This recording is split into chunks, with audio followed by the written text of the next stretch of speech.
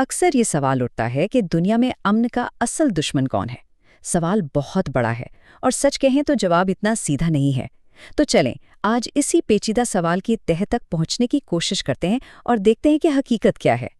اچھا، تو ہماری یہ ساری بات چیت نا دو بنیادی سوالوں کے گرد گھومے گی۔ پہلا، پوری دنیا کے لیول پر امن کا دشمن ہے کون؟ اور دوسرا، خاص طور پر اگر عرب دنیا کی بات کریں تو وہاں جو ظلم ہو رہا ہے اس کا ذمہ دار کون ہے؟ یہ جو تجزیہ ہم کرنے جا رہے ہیں نا، اسے ایک آئینے کی طرح سمجھیں۔ یہ آئینہ ہمیں صرف مسئلے کا چہرہ نہیں دکھائے گا، بلکہ اس کے پیچھے کیا ہے، اس کی پوری کہانی، اس کا پس منظر، سب کچھ صاف صاف دکھائے گا۔ تو اپنے جواب تک پہنچنے کے لیے ہم ایک پورا رستہ طے کریں گے۔ سب سے پہلے تو یہ دیکھیں گے کہ امن کا دشمن ہوتا کون ہے، پھر اس بات پر غور کریں گے کہ دشمن کوئی ملک ہوتا ہے یا کوئی سوچ۔ اس کے بعد آج کی دنیا کے خطرات کو جانچیں گے، عرب دنیا کو ایک مثال کے طور پر دیکھیں گے، اور پھر سارے ثبوتوں کو جوڑ کر اصل مجرم کو سامنے لائیں گے، اور آخر میں ظاہر ہے ایک ممکنہ حل پر بھی بات کریں گے۔ تو چلیں شروع کرتے ہیں سب سے پہلے اور سب سے بنیادی سوال سے۔ جب ہم کہتے ہیں امن تو اس کا مطلب آخر ہے کیا؟ دیکھیں، امن کا مطلب صرف یہ نہیں کہ جنگ نہیں ہو رہی، نہیں، یہ اس سے کہیں زیادہ بڑی چیز ہے۔ اسے یوں سمجھیں جیسے یہ ایک عمارت ہے، اور یہ عمارت 4 ستونوں پر کھڑی ہے: انصاف، برابری، آزادی اور انسانی وقار۔ اب اگر ان میں سے ایک بھی ستون کمزور پڑ جائے نا، تو پوری کی پوری عمارت خطرے میں آ جاتی ہے۔ ٹھیک ہے، تو اب جب ہم امن کی تعریف سمجھ گئے ہیں تو چلیں اپنی تحقیق میں ایک قدم آگے بڑھتے ہیں۔ کیا تاریخ ہمیں کچھ بتا سکتی ہے؟ کیا ماضی میں کوئی سراغ مل سکتا ہے کہ امن کا دشمن کون رہا ہے؟ اگر ہم تاریخ کی سب سے بڑی جنگوں پر نظر ڈالیں تو ان کی جڑ میں ہمیں 3 زہریلی چیزیں ملتی ہیں۔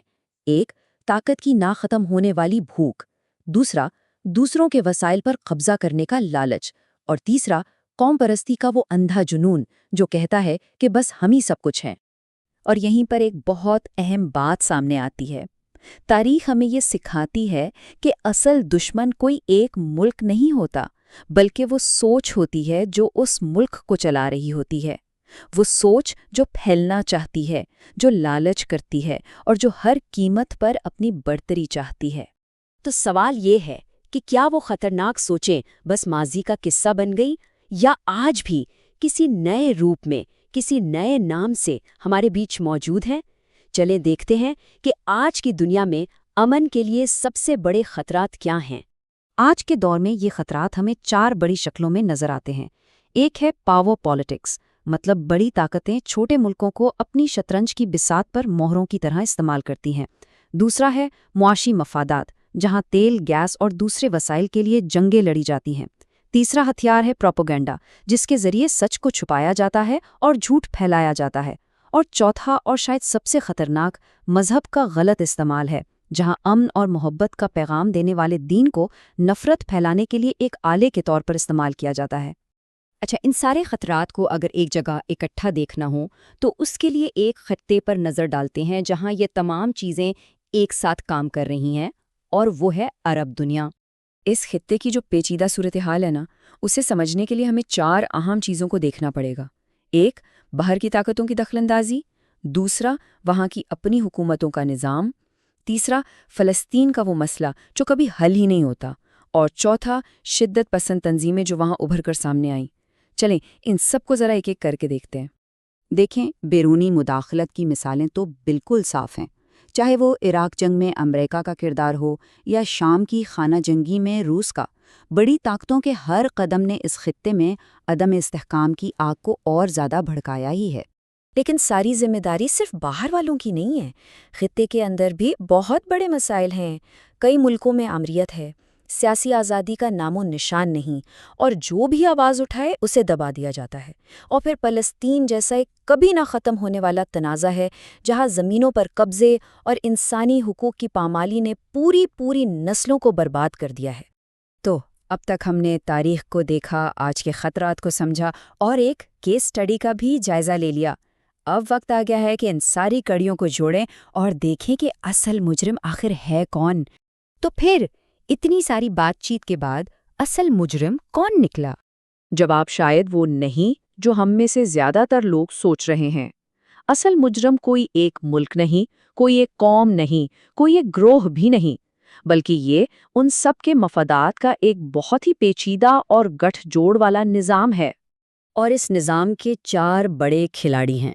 پہلے تو ہیں بڑی عالمی طاقتیں جو اپنے فائدے کے لیے پورا کھیل رچاتی ہیں۔ دوسرے ہیں ان کے کمزور مقامی حکمران جو اپنے لوگوں سے زیادہ اپنے بیرونی آقاؤں کے وفادار ہوتے ہیں۔ تیسرے ہیں وہ شدت پسند گروہ جو اسی افراتفری اور انتشار میں پنپتے ہیں۔ اور چوتھا اور شاید سب سے اہم کردار وہ ہے دنیا کی خاموشی، وہ عالمی ضمیر جو یہ سب کچھ دیکھتا تو ہے مگر خاموش رہتا ہے۔ تو کیا اس پیچیدہ نظام کو توڑا نہیں جا سکتا؟ کیا کوئی حل نہیں ہے؟ اچھی خبر یہ ہے کہ جہاں مسئلہ ہوتا ہے وہیں سے راستہ بھی نکلتا ہے۔ پائیدار امن کا راستہ بھی 4 ستونوں پر ہی کھڑا ہے۔ پہلا، ہم ایک ایسا عالمی نظام بنانا ہوگا جہاں انصاف سب کے لیے برابر ہو۔ دوسرا، طاقت کی زبان کو چھوڑ کر بات چیت کو پہلی ترجیح دینی ہوگی۔ تیسرا، جہالت کے اندھیروں کو تعلیم اور شعور کی روشنی سے مٹانا ہوگا۔ اور سب سے بڑھ کر ہمیں مذہب کو نفرت پھیلانے کے لیے نہیں بلکہ اس کے اصل مقصد یعنی امن اور محبت کے لیے استعمال کرنا ہوگا۔ اور آخر میں بس ایک بات یاد رکھنے کی ہے، دنیا کا نقشہ ہتھیاروں سے نہیں بدلتا، سوچ بدلنے سے بدلتا ہے۔ جب تک ہم ذاتی مفادات کو پوری انسانیت پر ترجیح دیتے رہیں گے، امن ایک ادھورا خواب ہی رہے گا۔ لیکن جس دن ہم نے انصاف کو اپنا رہنما مان لیا، یقین کریں اسی دن یہ دنیا ایک بہت بہتر اور پرامن جگہ بننا شروع ہو جائے گی۔